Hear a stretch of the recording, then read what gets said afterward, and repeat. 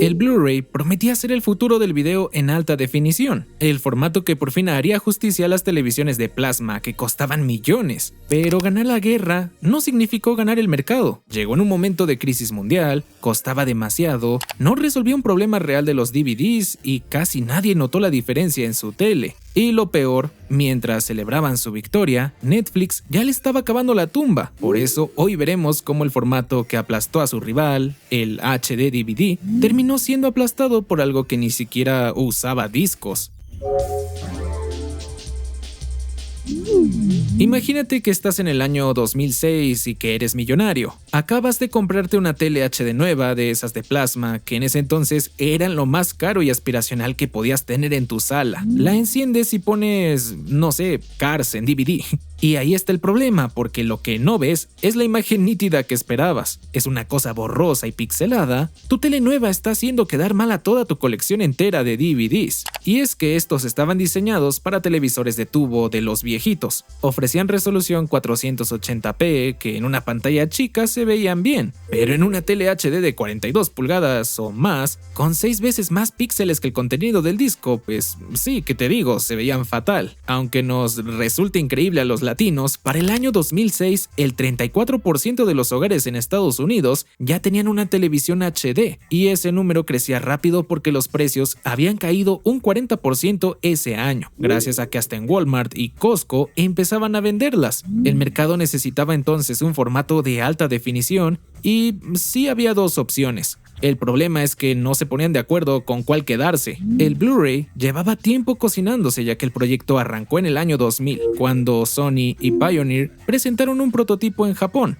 El funcionamiento, y vaya hasta el nombre, se basa en usar un láser azul violeta mucho más preciso que el rojo del DVD, lo que permitía guardar muchísimos más datos en el mismo tamaño físico de disco. ¿Y cuántos más? Pues de 4.7 GB del DVD pasabas a 25 GB por capa en Blu-ray, suficiente para una película en 1080p con audio y video sin comprimir. O bueno, no tanto.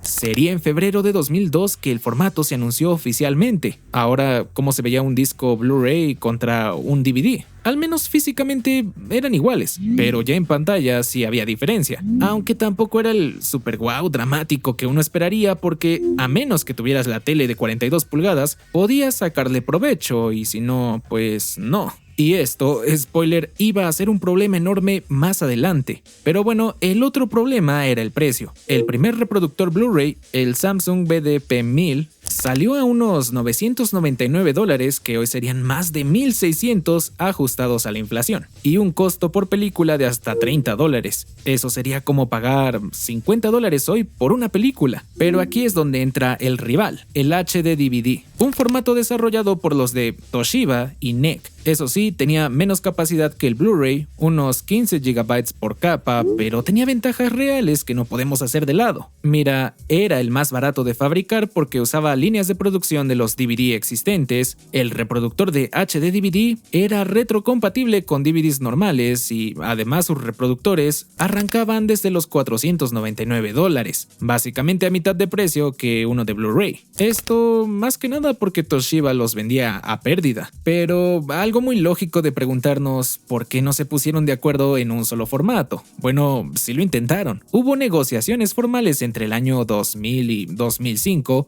pero simplemente por intereses propios de las principales marcas involucradas, ninguno quería ceder. Y en agosto de 2005, esas negociaciones colapsaron y cada quien se fue por su lado. Entonces aquí viene lo más curioso. Sony fue quien lideró el Blu-ray con tanta intensidad por su batalla perdida con el Betamax. Y es que en los años 80, Sony tenía una cinta de video técnicamente superior al VHS en casi todo. Y pues perdió. En resumen, Hollywood y claro, la industria no por eligieron el VHS. Akio Morita, el fundador de Sony, lo dijo muy claro en su momento. Ustedes los americanos no entienden. Teníamos el mejor producto y perdimos porque Hollywood eligió el VHS. Eso nunca le volverá a pasar a Sony. Ahora ya entiendes mejor por qué los japoneses se pusieron de verguerillos esta vez y no iban a perder de nuevo. Sony armó todo un consorcio con Samsung, Pioneer, Philips, Panasonic, LG, Dell, HP y Apple, del lado del Blu-ray. Por el otro lado, con el HD DVD, estaban Toshiba, NEC, Microsoft,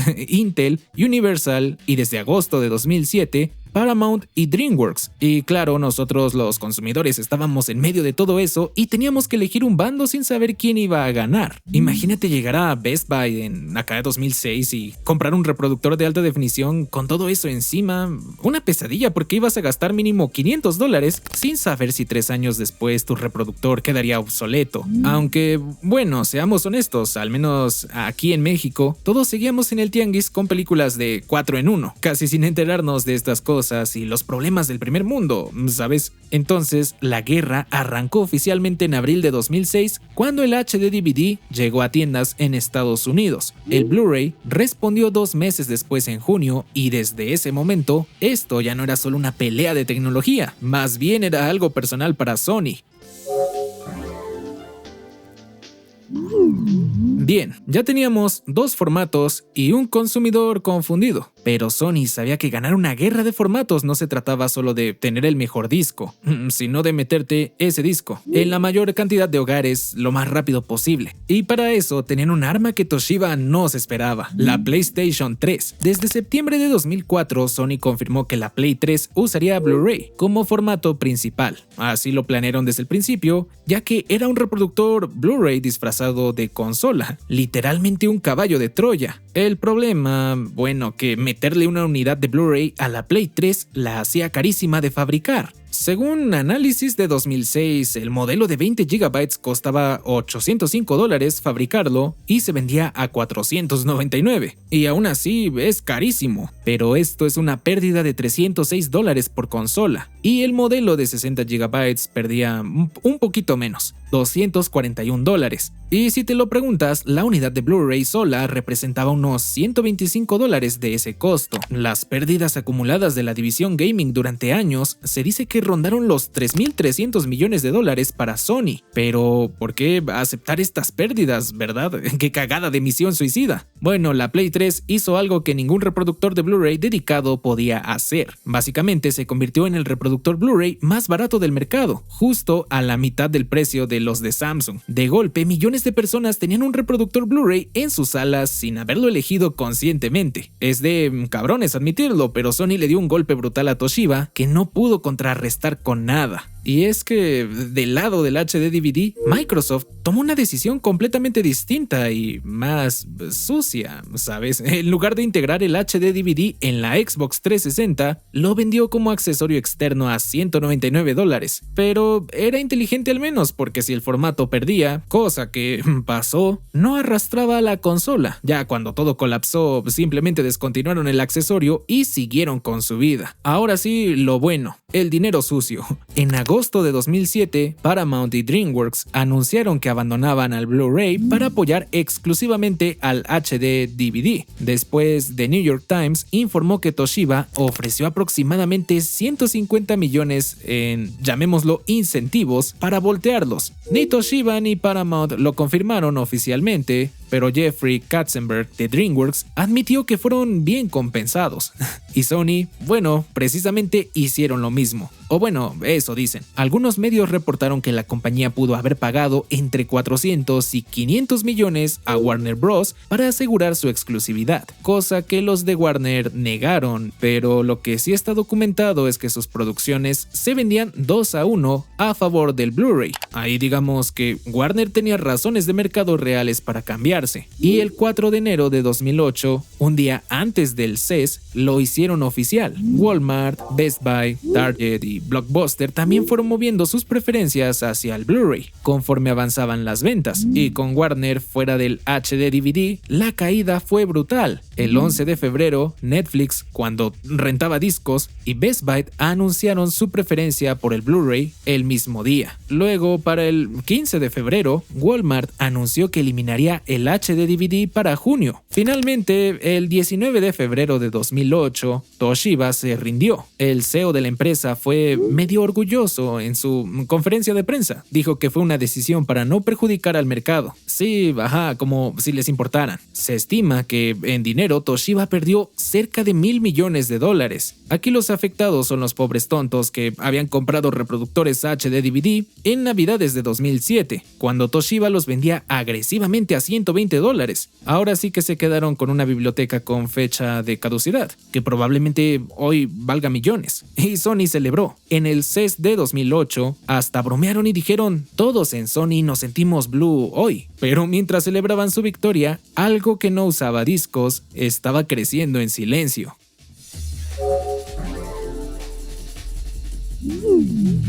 El Blu-ray era el nuevo estándar del video en alta definición. Ahora solo faltaba que la gente lo adoptara masivamente, como pasó con el DVD. Y eso fue lo que salió mal, porque debemos entender que el DVD no ganó solo por ser mejor que el VHS, sino porque resolvía frustraciones reales. No había que rebobinar las películas en tu rebobinador de carrito, podías saltar a cualquier escena al instante, además los discos no se degradaban tan fácilmente con el uso, que de por sí eran más pequeños y prácticos, la mejora visual era enorme, y la gente entendió todo esto de inmediato y migró rápido. Estamos hablando de que el DVD se lanzó en 1999 y para 2002 ya era el formato dominante, al menos en el primer mundo, y alcanzó su pico en 2005 con 16.300 millones en ingresos. Y el Blu-ray pues sí ofrecía mejor imagen gracias a que ofrecía más espacio, solo eso, no eliminaba ningún problema del DVD, digamos, no cambiaba la experiencia de uso. Además, recordemos que estaban bien pinches caros tanto el reproductor como una película. Y también digamos, solo le sacabas el provecho si tenías además una pantalla de plasma de $1,000. Para el consumidor promedio no fue un super wow, más bien fue un sí se ve bien,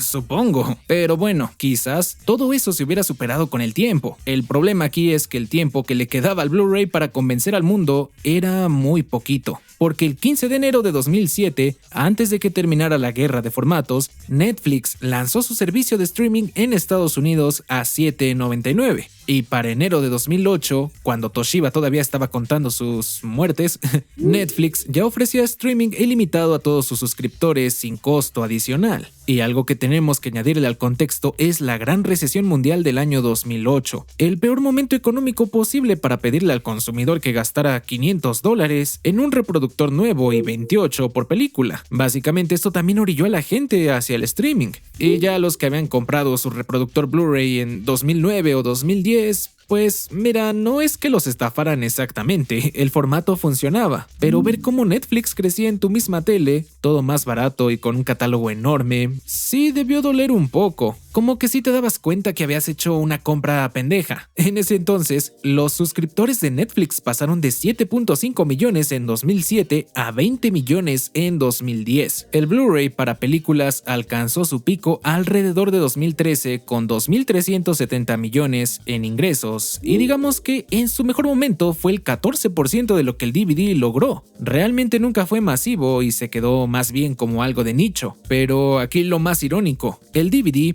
ese formato inferior tanto al Blu-ray como al HD DVD, que se supone reemplazarían, todavía controlaba el 71% del mercado físico restante en 2023. Pero te preguntarás, ¿hubo algún lugar donde el Blu-ray sí funcionara? Creo que solo en Japón. Las ventas de Blu-ray ahí crecieron un 3.8% en 2023, impulsadas en parte por el anime y el coleccionismo. De hecho, en Japón es común todavía el DVD en tiendas. Entonces, el Blu-ray fracasó en el resto del mundo. Fin del video, nos vemos.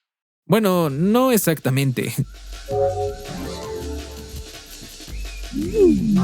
Como bien sabes, pasa algo curioso. La PlayStation 5 y la Xbox Series X usan discos Blu-ray, Ultra HD Blu-ray de hecho, y esto es porque los juegos físicos todavía se venden. Tan solo en 2024 los ingresos globales de juegos físicos fueron de aproximadamente $8.500 millones. Suena a un montón, pero tampoco nos emocionemos, porque eso representa apenas el 4.5% del mercado total del gaming. Mira, en Xbox Series X se sabe que el 91% de los juegos se compran en digital, o ya sea que se jueguen gracias al pobre Pass. Pero en PlayStation 5 la cifra es más alentadora, de un 78% en digital. Ahí todavía la gente compra más juegos físicos y sí entiendo por qué. La Play 6 probablemente será la última generación con cualquier tipo de soporte para discos, lo cual sí es triste si nos ponemos nostálgicos, y además viene todo eso del debate de que si con lo digital realmente tienes algo o no. Pero yo no voy a andar explicando ni justificando eso porque yo juego en PC y con el amigos, ¿sabes?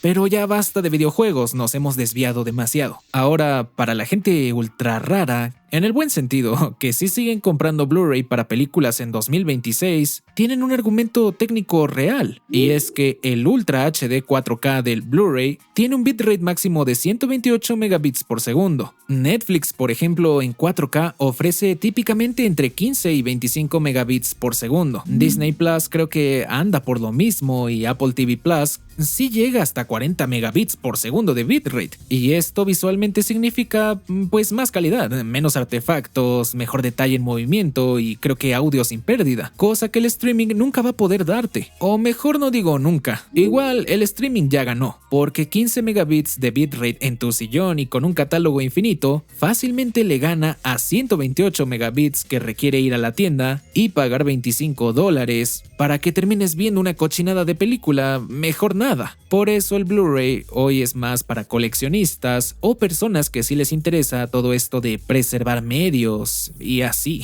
Un formato que llegó en el peor momento posible, ganó una guerra que nadie pidió y se topó con la realidad de que el mundo ya había decidido seguir adelante sin él. Y de la mano del streaming, no murió por malo, al igual que el Betamax, creo que en todo caso morirá porque la gente prefirió lo cómodo sobre la perfección. Aceptémoslo. Y eso, aunque no nos guste, siempre va a ser así. Muchas gracias por llegar hasta acá, espero que el video te haya gustado, te entretuviera y tal vez aprendieras algo. Pero no te vayas todavía, te recomiendo este para seguir más o menos con la historia. Nos vemos allá.